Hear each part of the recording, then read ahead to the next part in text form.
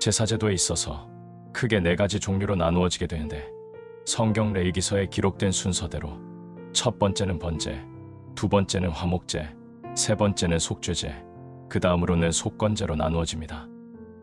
번제는 헌신과 희생을 목적으로 드리는 제사요, 화목제는 회개한 죄인이 감사와 서약의 의미로 드리는 제사이고, 속죄제는 말 그대로 죄를 속하기 위하여 드리는 희생의 제사요, 속건제는 속죄제와 같은 종류의 제사로서 손해배상의 의미가 포함되어 있는 제사입니다.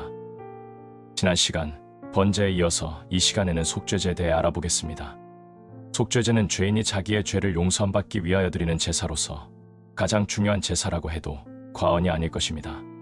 죄 없으신 예수님의 피가 우리의 죄를 대신하여 속죄하는 사실을 실물 교훈을 통하여 분명하게 죄인에게 실감시키는 제사입니다. 구속이란 낱말은 값을 치르고 도로 사옴 혹은 값을 치르고 도로 물러줌이란 뜻이 있는 것입니다. 죄를 지은 우리들의 피는 죄를 속하는 힘이 있을 수가 없습니다. 그러나 죄를 한 번도 지은 적이 없는 예수 그리스도의 피는 보혈이 되어 우리의 모든 죄를 씻는 샘물이 되는 것입니다. 율법을 제정하신 창조주의 죄 없으신 피가 우리들의 죄를 대신하여 흘리심으로 우리가 다시 새로운 생명 가운데 살게 된 것입니다. 왜 하나님께서는 성소들에서 동물을 죽여서 피를 흘리는 제사를 드려야만 죄를 용서받을 수 있도록 계획하셨을까요? 피 흘리는 장면을 보기 좋아하시기 때문이었을까요? 그럴 리가 없습니다. 하나님께서 피 흘리는 제사의 법칙을 주셨던 이유는 인간의 마음에 하나님의 용서가 무슨 대가를 치름으로 가능하게 되었는지에 대하여 깊은 인상을 갖도록 하시기 위함이었습니다. 그렇습니다. 회개하는 죄인을 하나님께서는 언제나 너그럽게 용서하십니다.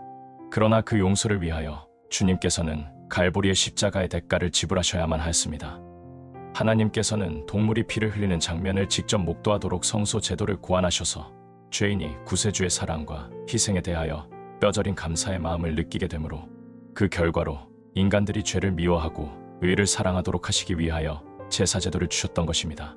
그러나 불행하게도 유대인들은 성소를 동물을 잡는 도살장처럼 만들어버렸습니다. 제사제도를 마치 죄를 용서받는 면허증처럼 사용하게 되어 버린 것이었습니다. 하나님께서는 그들이 죄를 그치게 되기를 바라셔서 제사제도를 주셨음에도 그들은 다시 죄를 지으면 양을 한 마리 또 끌고 오면 된다는 식으로 죄를 짓기에 과감하여졌던 것입니다. 오늘날 그리스도인들이 십자가의 용서를 마치 죄를 짓는 면허증이냐 생각하고 죄 짓는 일을 두려워하지 않는 것처럼 말입니다. 속죄제에서는 희생 동물 전체를 번제단에서 태우는 것이 아니라 그 기름만 잘라내어서 태우게 되어 있었는데, 그 이유는 기름은 죄를 상징하는 것이었기 때문입니다. 성경은 악인은 멸망하고 여호와의 원수는 어린 양의 기름같이 타서 연기되어 없어지리로다 라고 말씀하고 있습니다.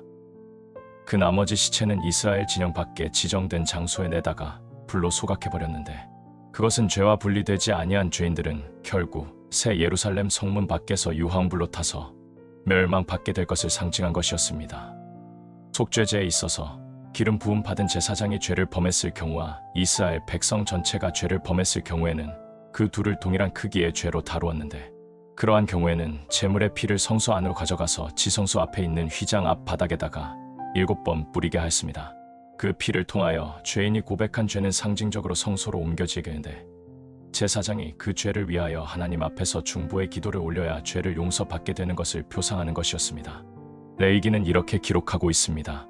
기름 부음을 받은 제사장은 그 수송아지 피를 가지고 회막에 들어가서 그 제사장의 손가락으로 그 피를 찍어 여호와 앞 장 앞에 7번 뿌릴 것이며, 또 그 피로 회막 안 여호와 앞에 있는 단불에 바르고 그 피 전부는 회막문 앞 번제단 밑에 쏟을 것이며, 그 기름은 다 취하여 단 위에 불사르되 그 송아지를 속죄제의 수송아지에게 한 것 같이 할지며, 제사장이 그것으로 회중을 위하여 속죄한 즉 그들이 사함을 얻으리라. 성경은 제사장이 성소에서 속죄한 즉, 다시 말해서 중보기도를 드려야 죄가 사함 받는다고 말하고 있습니다.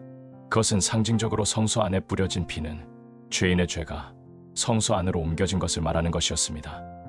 그러므로 그것은 궁극적으로 죄인이 고백한 죄가 하늘 성소에 있는 죄의 기록책으로 옮겨져서 하늘 성소에 계시는 대제사장이신 예수 그리스도께서 하나님 아버지 앞에서 죄인을 위하여 중보기도 하셔서 죄를 사하여 주시는 일련의 과정을 표상하고 있는 것입니다.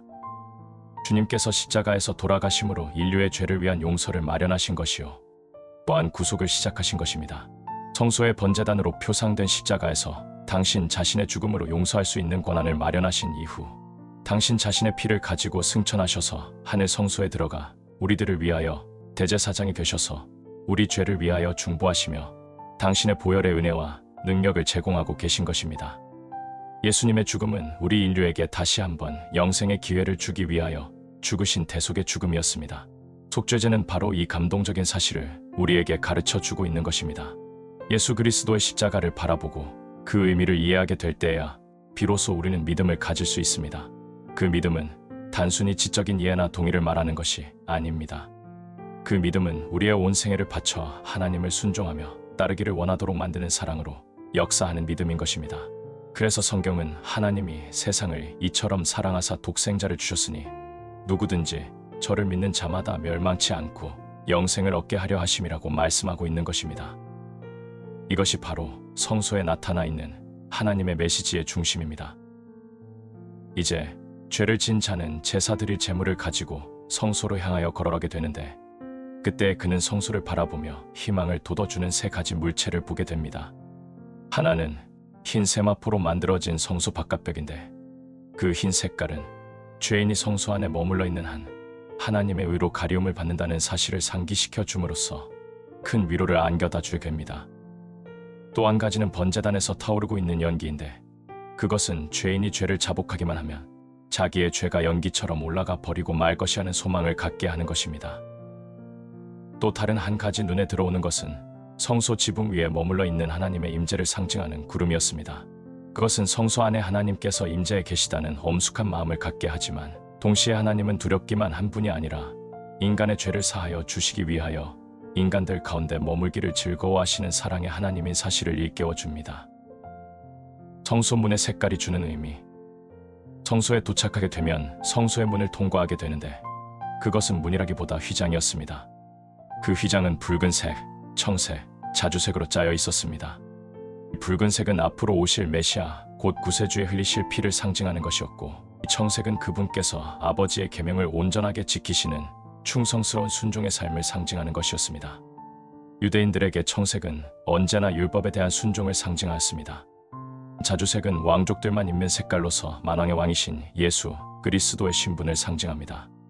아울러 이 색깔들은 우리 그리스도인들이 예수 그리스도의 피로 죄를 씻고 그의 말씀과 계명을 순종하는 사람이 되어서 하늘왕국의 자녀가 된다는 진리를 가르치는 것이었습니다. 양을 끌고 온 죄인은 이러한 자세한 교훈들과 배려를 통하여 깊은 감동을 받으며 두렵고 떨림으로 동시에 감사와 경건한 마음으로 성소뜰로 들어가게 되는 것입니다.